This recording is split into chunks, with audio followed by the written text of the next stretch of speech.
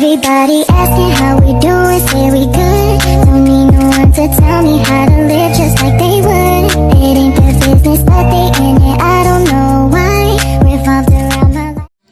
Bismillahirrahmanirrahim. Assalamualaikum warahmatullahi wabarakatuh. Baik, di sini saya akan menjelaskan tentang fotosintesis batang, daun, dan akar. Batang pohon adalah bagian utama tumbuhan yang berada di atas tanah dan berfungsi sebagai penopang tumbuhan, pengangkut air dan makanan, serta tempat tumbuhannya cabang, daun, bunga, dan buah. Cabangnya ialah tumbuh dari batang dan berfungsi untuk menopang daun, bunga, dan buah. Batang, tempat tumbuhnya cabang dan daun, serta sebagai penopang utama tumbuhan. Kulit batang melindungi bagian dalam batang dari kerusakan, keragaman hama, dan penyakit.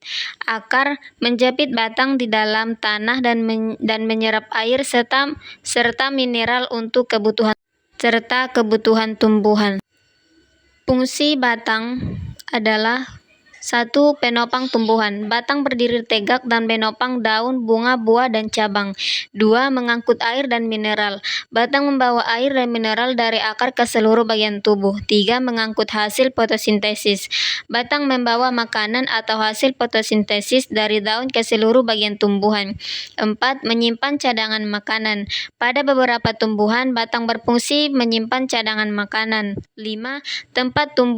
Tempat tumbuhnya bagian tumbuhan lain seperti cabang, daun, bunga, dan buah. Bagian dalam batang ialah 1. Epidermis, lapisan terluar yang melindungi batang. 2. Korteks, jaringan di bawah epidermis yang berfungsi menyimpan cadangan makanan. 3. Floem, mengangkut makanan atau hasil fotosintesis dari daun ke seluruh bagian tumbuhan. 4. Kambium, jaringan yang membuat batang bertambah besar atau pertumbuhan sekunder. 5. Xilem, mengangkut air dan mineral dari akar ke daun. 5. Empelur, bagian tengah batang yang berfungsi sebagai tempat menyimpan cadangan makanan. Daun pohon. Daun adalah salah satu bagian penting pada tumbuhan yang berperan dalam proses fotosintesis. Ujung daun, bagian paling atas, daun yang berfungsi sebagai pelindung jaringan di dalamnya. 2. Helai daun, bagian lebar dan pipi tempat utama terjadinya fotosintesis. 3.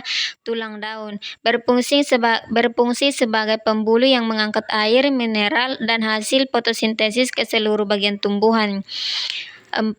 Tangkai daun, menghubungkan helai daun dengan batang serta menopang daun agar mendapatkan cahaya matahari secara optimal.